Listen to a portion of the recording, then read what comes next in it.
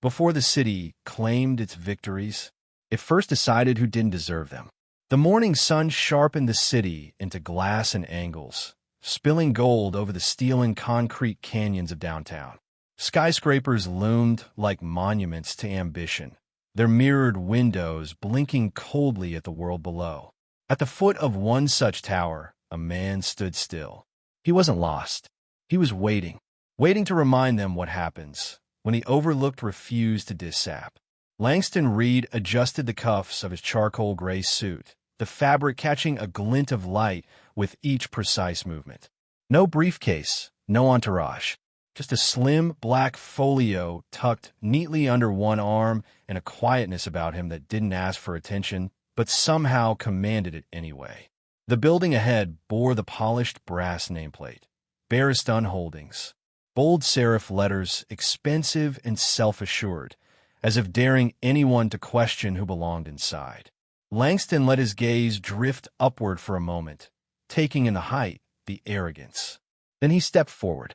As the revolving doors spun open, a wave of cool, artificial air washed over him. The lobby stretched wide, a cavern of marble and muted colors, punctuated by the sharp click of expensive shoes and murmured conversations. The air smelled faintly of lemon polish and distance. A young woman behind the reception desk spotted him immediately. Her blazer was a size too tight across the shoulders. Her ponytail was pulled severely. She offered a smile, so rehearsed it barely touched her eyes. "Good morning," she said. "Can I help you?" Langston offered a small nod. "I'm here for an appointment." Her smile faltered the tiniest bit, eyes flicking to the folio he carried, to the absence of a badge clipped to his jacket, to the deep brown of his skin. "Name?" "Langston Reed." She typed it quickly, her manicured nails clacking against the keyboard. Then she frowned, tapped again, frowned deeper. "I'm not seeing you on the list," she said. Her voice was polite, but something harder edged it. "Are you sure you have the right building?" Langston's expression didn't change. "I'm certain." Another beat. She reached for the phone. "Security, please." She didn't look at him when she said it. Across the lobby, a security guard peeled himself on the wall. Big guy, buzz cut, wearing the kind of expression that suggested he was used to saying no before hearing the question. Langston stood where he was, unbothered. The guard stopped a few feet away. "You lost, sir." Langston offered a slight smile. "No, gonna need to see some ID." Langston reached slowly into his inner pocket, producing a leather wallet, flipping it open to reveal a driver's license. The guard took it, squinted at it longer than necessary, then handed it back without comment. "No record of you," the receptionist said, setting the phone down. "Maybe you meant Barristan West? That's 2 blocks over." Langston tucked the license away. "No mistake." She hesitated, her hand hovering over the keyboard.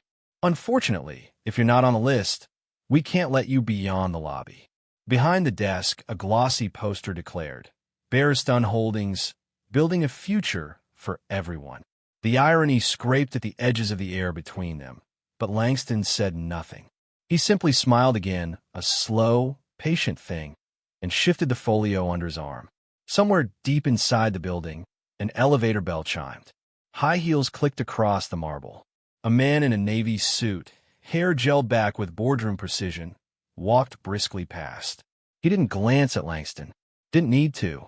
Some things in places like this were understood without looking. Langston remained where he was. Still, silent. His mother had once told him why she named him Langston. Sitting on a cracked porch step in the heat of a Louisiana summer, she read poems from Langston Hughes aloud, her voice thick with pride.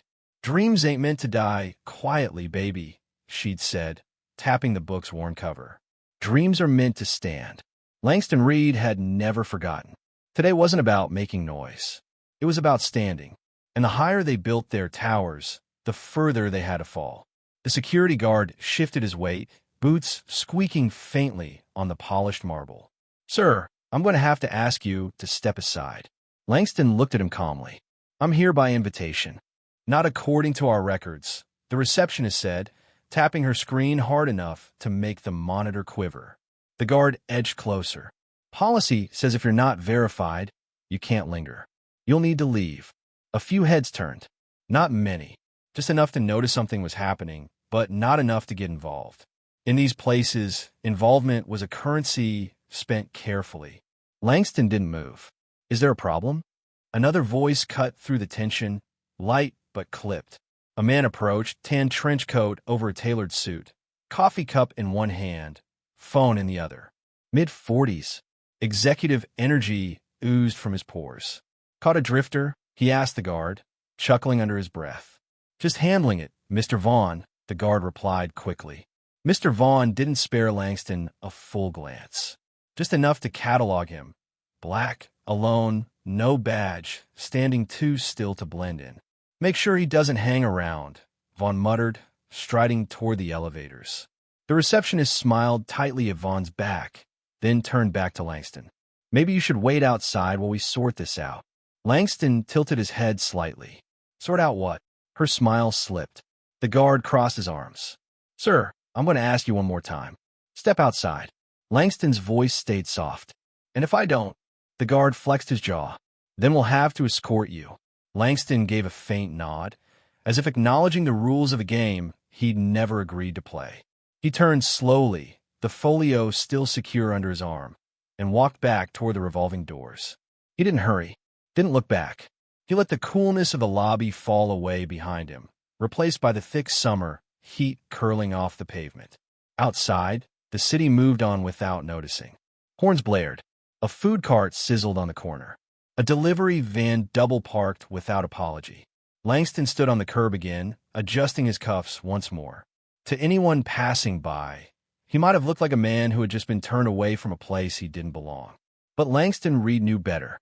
He belonged anywhere he chose to stand. And he wasn't done yet. The sunlight had hardened by then, pressing down on the sidewalk like a heavy hand. Heat shimmered above the asphalt, blurring the lines between shadow and stone. Langston stood still amid it all, the quiet pulse of the city weaving around him, ignoring him, dismissing him. A gust of dry wind pulled at the hem of his jacket. Somewhere down the block, a siren wailed and faded. A businessman in a powder blue shirt brushed past him without a glance, muttering into a Bluetooth headset about quarterly numbers and unforeseen liabilities. Langston smiled inwardly. There were liabilities they hadn't foreseen. All right. Out of the corner of his eye, he caught the slow glide of a black vehicle easing up to the curb. Not a taxi, not a rideshare. This was something else entirely. A Cadillac Escalade, gleaming like obsidian under the bruising sun. The driver emerged, crisp black suit, mirrored sunglasses, movements precise without being hurried. He circled the SUV and opened the back door with a small nod toward Langston. Langston stepped forward without hesitation. He slid into the back seat, the leather cool against his skin despite the heat outside. The door closed with a soft, heavy click that shut out the noise of the street. Inside, the cabin smelled faintly of leather and resolve. Waiting across from him was a woman. Sharp gray suit, short hair, expression unreadable. A tablet rested on her lap. A single file pulled up on the screen. She didn't waste words. They're not ready, she said. Langston tilted his head. They never are. She tapped the screen lightly. Everything's in place. Court orders. Settlement confirmation. Full media release. Held back for now. Your move. Langston gazed through the tinted window at the glittering tower of Barristan Holdings. Give them a few more minutes, he said, voice low and even. Let them think they won. The woman smiled thinly. And then, Langston's fingers tapped once against his folio, a soft, patient sound like a clock ticking down. And then, he said, we show them who really owns the ground they're standing on. Minutes later, the Cadillac door opened again with a soft pneumatic sigh. Langston stepped out onto the curb, the sun now a crown of fire around the tower's edge. He adjusted his jacket, smoothing it across his chest, and began walking back toward the revolving doors. This time, he didn't hesitate. Inside, the lobby hadn't changed, not visibly. The marbles still gleamed. The receptionist still tapped her nails against the counter. The security guard still stood by the wall, arms folded. But as Langston crossed the threshold, something shifted. The air tightened. The receptionist caught sight of him first. Her fingers froze mid-keystroke. Her mouth opened slightly, a question forming that she never spoke. The guard straightened, his posture stiffening, as if sensing the change before understanding it. Langston's shoes struck the marble with deliberate, unhurried steps. Each sound is sharp, unavoidable. A few associates near the coffee kiosk looked up from their phones, their conversations faltering. No badge, no escort. Yet he moved with the certainty of a man who belonged more than any of them ever would. Langston approached the reception desk. This time, he didn't wait for permission. He placed the black folio gently on the counter, unsnapped the brass clasp with a quiet pop, and withdrew a single document. Thick, embossed, bearing a federal seal, so crisp it seemed to hum against the polished surface. The receptionist swallowed hard. "I need to speak with your general counsel," Langston said, voice steady as a heartbeat. The guard took an involuntary step forward, then stopped himself, glancing at the seal. The receptionist hesitated, her fingers trembling slightly as she reached for the phone. Langston didn't rush her. The walls around them, the marble, the chrome, the soft buzz of expensive silence. All of it felt suddenly thin, brittle, ready to crack. She pressed a button on her headset, voice shaking. "Mr. Talbot, sir, there's someone you need to see. Right away." Langston watched her carefully, his face unreadable, while behind him, the lobby seemed to hold its breath, waiting for the weight of truth to finally come crashing down. A low chime announced the arrival of an elevator. Out from the mirror doors stepped a man in a navy suit so sharply cut it could have drawn blood. Silver hair brushed back with military precision, a small gold pin gleaming on his lapel. General Counsel, Barristan Holdings. Lawrence Talbot. He didn't rush. Men like him never rushed. They managed crises the way they managed board meetings, slow, heavy, final. His gaze swept the lobby, registering Langston immediately. Not just noticing, recognizing. His steps slowed. His face hardened. Langston turned slightly toward him, but did not step away from the desk. He allowed the silence to stretch thin between them, a taut wire humming with unsaid consequences. The receptionist's hand shook as she hung up the phone. The security guard stood at attention now, boots planted wide, unsure whether he was about to be backup or collateral damage. Talbot stopped a few feet away, smoothing his tie with one careful tug. "Mr. Reed," he said, voice low, formal, carefully stripped of any familiarity. "We weren't expecting you." Langston met his gaze without flinching. Clearly, Talbot flicked his eyes to the document resting atop the counter. The federal seal seemed to pulse against the marble, an accusation made of ink and authority. "Perhaps we should speak in private," Talbot offered, the words shaped more like a command than a courtesy. Langston tilted his head slightly, his voice a razor under velvet. "Private was a courtesy extended to you years ago. You declined." The receptionist's mouth opened, then closed again. The guard shifted his stance, edging just slightly away from the desk, as if distance might shield him. Talbot's jaw flexed once. Then he nodded tightly and gestured toward a hallway flanked by frosted glass walls. Langston picked up his folio, tucking it under his arm, and followed, but not before taking in the lobby one last time. The interns by the coffee bar. The middle managers whisper behind laptop screens. The senior associates were suddenly fascinated by their phones. Every eye flicked toward him, then darted away. They knew. The glass doors to the private wing swung shut behind him with a hiss, muffling the murmur of scandal growing roots in the lobby. Talbot led the way into a minimalist conference room. White walls, chrome fixtures, a long black table too sterile to remember conversations. He closed the door, turned, and folded his hands behind his back like a man preparing to dictate terms. Langston didn't sit.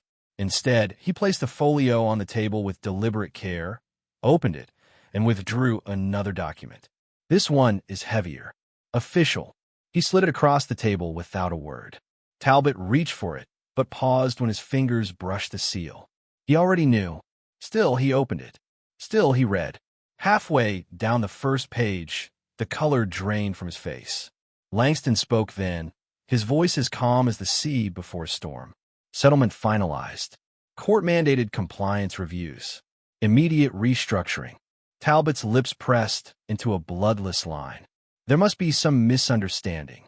Langston leaned forward slightly, not aggressively, but with enough gravity to crush denials before they could form. No misunderstanding, he said. You built a fortress on exclusion and called it opportunity. You posted banners about diversity while closing doors you never intended to open. He tapped the folio once. This isn't just a payout. This is a reckoning.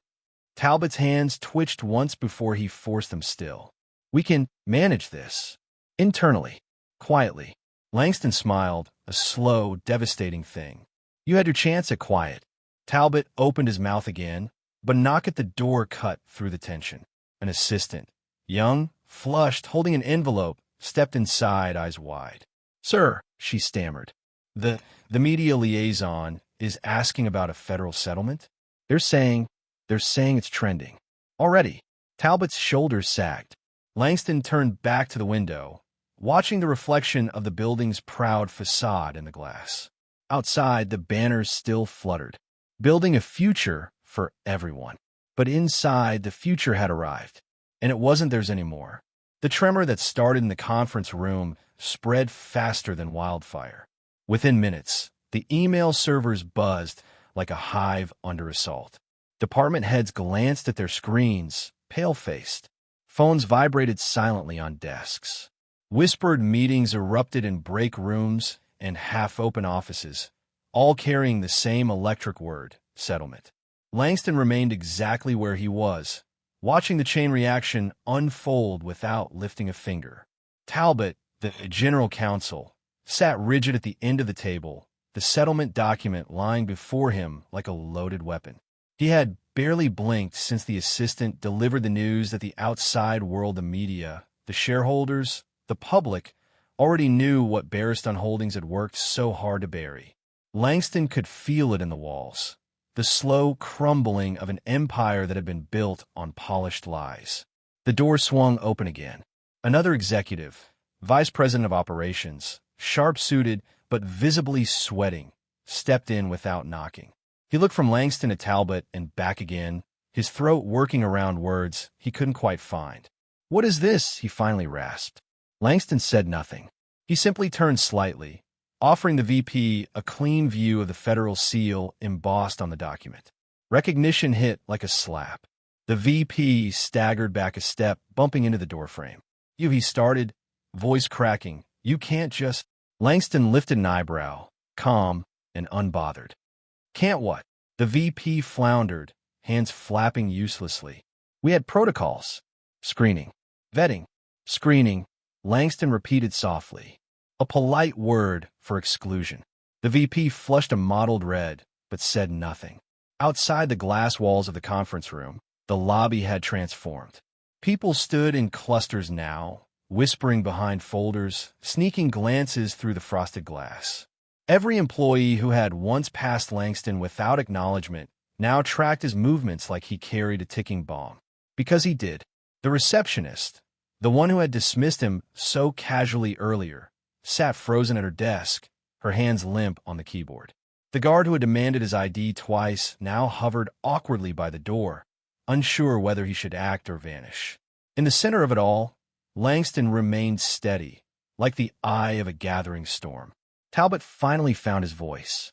"Mr. Reed," he said, forcing a thin smile, "surely there's a way we can manage this, without causing unnecessary damage." Langston turned fully to face him.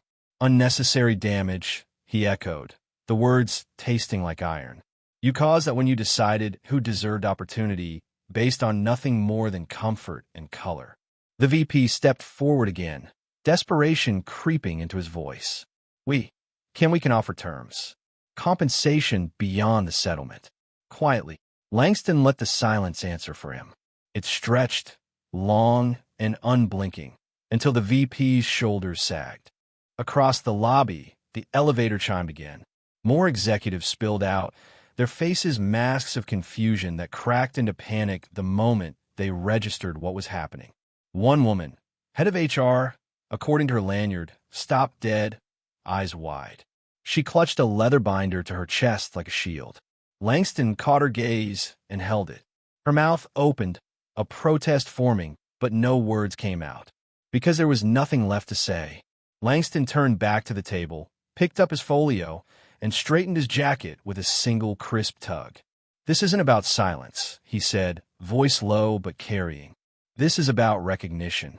He stepped toward the door, his shadow slicing across the conference room floor. And as he passed through the glass into the main lobby, the sea of employees parted like water around a stone, leaving a clear, silent path. They didn't speak. They didn't dare. Langston Reed walked through the heart of Barristan Holdings not as a visitor, not as a hopeful, but as a verdict delivered without apology. And the building, for the first time in its gleaming history, finally understood who truly owned the ground beneath its feet. The collapse, when it came, was not explosive. It was quiet. It was meticulous. It was inevitable. Langston moved through the lobby with a slow, deliberate grace, every step pulling Barristan Holdings deeper into its own reckoning.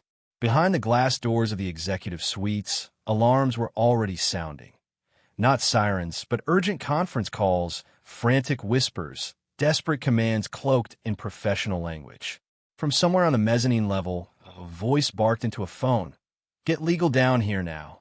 Down a side hallway, a junior manager clutched a printed memo with trembling hands, his lips moving silently as he reread the heading. "Immediate compliance review, federal mandate." And still, Langston didn't hurry. He crossed the marble lobby, past the receptionist who now stared at her screen like it might shield her, past the guard, whose gaze was fixed firmly on a distant, invisible point, past the mid-level supervisors huddled near the elevators, trying and failing to look casual. The glass walls reflected all of it back. The panic, the collapse, the hollowed grandeur of a company built on exclusion, finally meeting a force it couldn't ignore. A man in a steel-gray suit, director of client relations, if Langston remembered correctly, emerged from a side office, reading a printed report. He spotted Langston and froze, eyes widening. For a second, the director seemed about to speak, to offer some fumbling apology, some useless plea for understanding. Langston didn't stop. He didn't need words from them. He needed them to see. Across the lobby, the main conference room doors burst open. Talbot reappeared, flanked now by two more executives, the VP of Compliance and the head of External Affairs. Their faces pale, their mouths tight lines of damage control. "Mr. Reed," Talbot called out, his voice loud enough to reach the entire lobby, but forced into a tone of civility. "If you'll join us upstairs, we can finalize the—" Langston stopped walking, turned slowly. The lobby seemed to be still with him. He met Talbot's eyes across the marble expanse, and with a single shake of his head, quiet and final, denied him. Talbot's face tightened as the meaning settled. Langston wasn't negotiating. This wasn't a meeting. It was an execution. An intern tripped as she tried to backpedal out of Langston's path, scattering a stack of onboarding packets across the floor. Papers fluttered everywhere, soft thuds against polished stone. Langston stepped over them without pause. Near the security desk, the guard finally found his voice, barely. "Sir, do you need an escort?" Langston turned his head, just enough to meet the man's gaze. The guard swallowed hard and stepped aside. Across the room, the VP of Operations, the same one who had once ordered him out without a second thought, now whispered frantically into his phone, his voice rising despite himself. "He's walking through. No, he's in the building. No, we can't stop him. It's too late." Langston continued forward, reaching the central atrium where the company's core values were etched in steel letters along the wall. Integrity, innovation, inclusion. The irony almost made him smile. A cluster of executives formed near the elevators, blocking the path, pretending it was a coincidence. Their suits are impeccable. Their masks are cracking. Langston slowed slightly. One of them, a senior partner he recognized from old boardroom battles, stepped forward, hands raised as if in surrender. "Mr. Reed," he said, voice trembling at the edges. We didn't know." Langston studied him for a moment, letting the weight of the truth settle. "You never asked," Langston said, voice low and certain. The man flinched as if struck. Without another word, the cluster parted, like a tide receding. Langston passed through them, his reflection fractured and multiplied in the polished glass around him. Every step he took was measured. Every glance he received was heavy. Every lie they had told themselves crumbled under the simple, undeniable reality of his presence. Langston Reed didn't raise his voice. He didn't make demands. He didn't need to. He was the demand. And they, for the first time, were forced to listen. Some reckonings come like a thunderclap. Others come like the slow, inevitable grinding of stone against stone. Inside Barristan Holdings, it was the latter. Langston stood near the center of the atrium now, under the steel-etched words that had once been weaponized against people like him.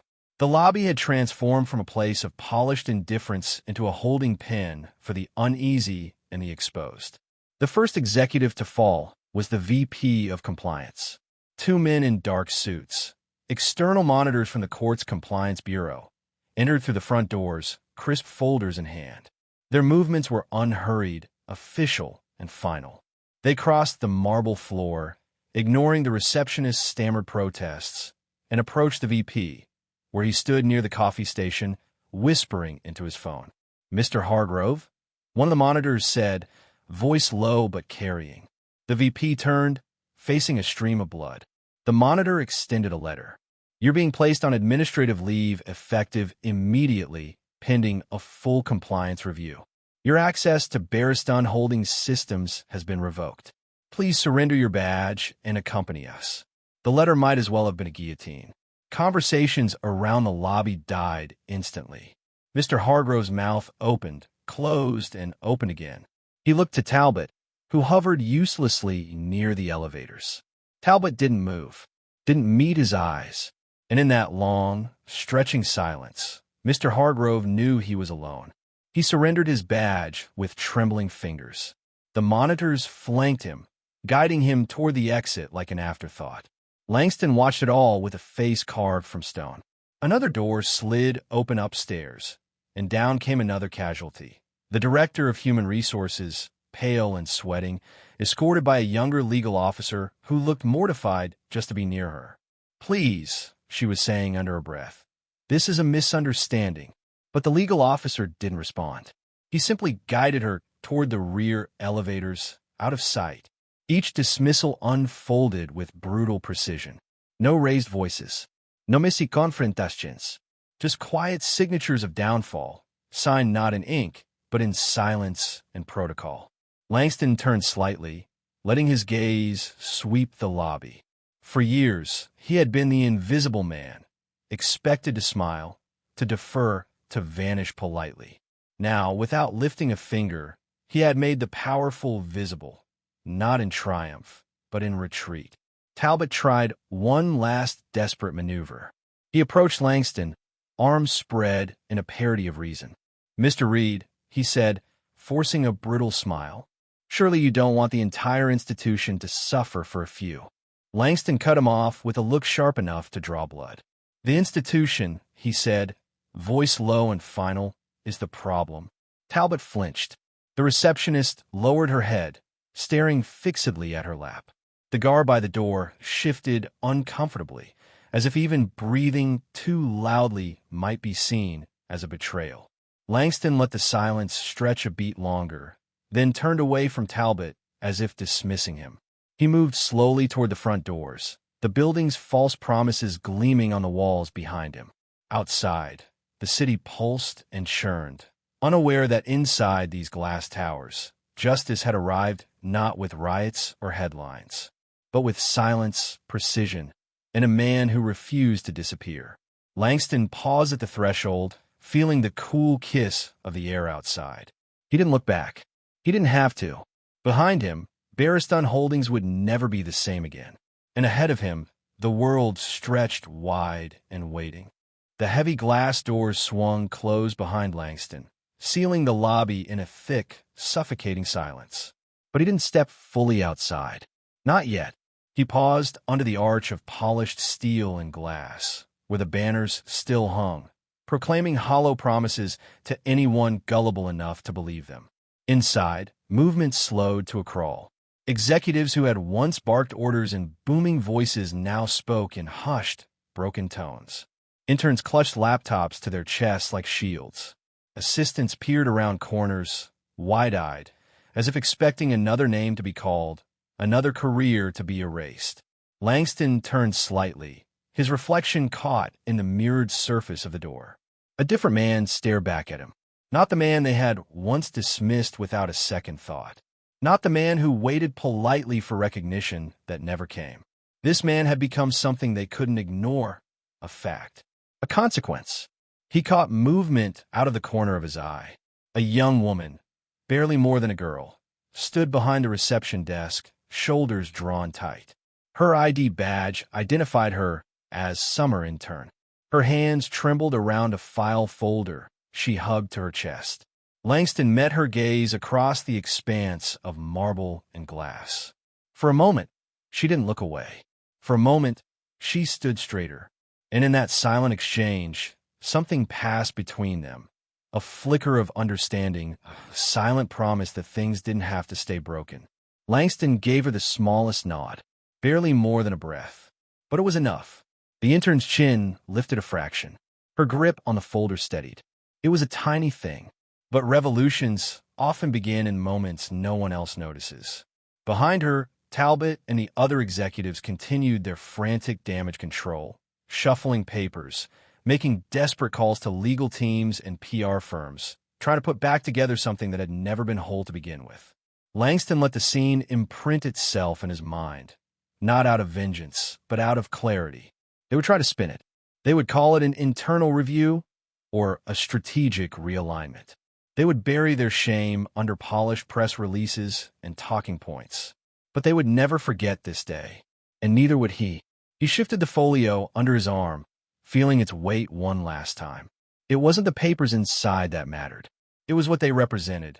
A lifetime spent being told no, not yet, not you, and a refusal, quiet, patient, unstoppable, to accept it. Langston took a deep breath, the city air sharp and alive in his lungs. He stepped forward, out onto the plaza, leaving the glass tower and all its hollow promises behind him. Behind the doors, the building continued to churn, a machine trying to pretend it hadn't just been cracked down the middle.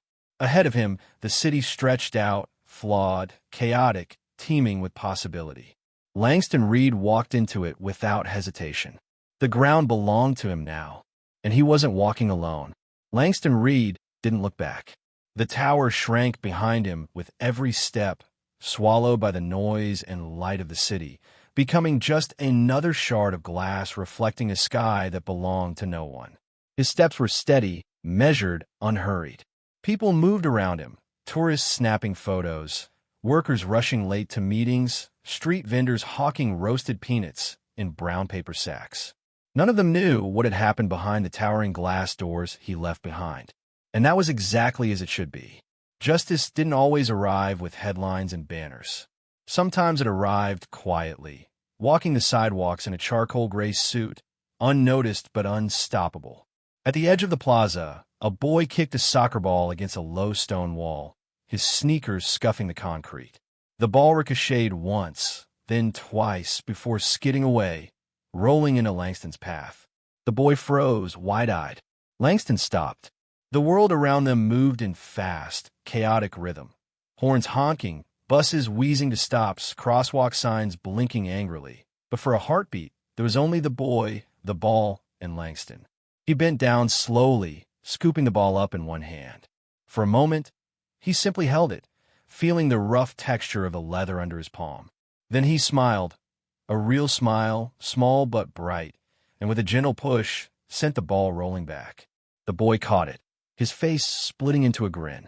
He shouted a breathless, "Thanks, mister," before darting off toward a group of friends waiting under a sycamore tree. Langston watched him go, the edges of his smile lingering longer than the moment demanded. It wasn't the building he had wanted to change.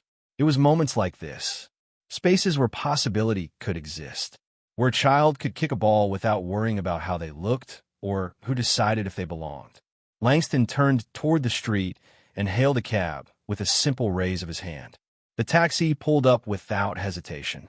As he slid into the back seat, the driver, a wiry man with salt and pepper hair, caught his eye in the rearview mirror. "Where to, boss?" Langston gave a small chuckle, low and easy. "Forward," he said simply. The driver grinned and pulled into traffic. The city opened before them, sprawling and imperfect and alive. And somewhere beyond the glass towers and broken systems, the real work was just beginning. Langston Reed leaned back in his seat, the sun breaking through the skyscrapers in fractured, golden beams. The world didn't hand over change easily, but it had just learned that it no longer had a choice. Some victories don't make noise. They don't throw parades. They don't wait for applause. Some victories are quieter. They walk out the front door with their head high, while the world behind them scrambles to pretend nothing just changed. But change has a way of leaving footprints. Footprints you can't erase. Footprints that lead others forward. Langston Reed didn't need their approval. He didn't need their permission. He only needed the truth and the courage to stand in it. And today, the ground itself remembers the weight of a man who refused to disappear. If stories like this move you, if they remind you that dignity is not given, it's claimed, then stay with us here at Story Precious. Subscribe now, because the fight for respect is far from over.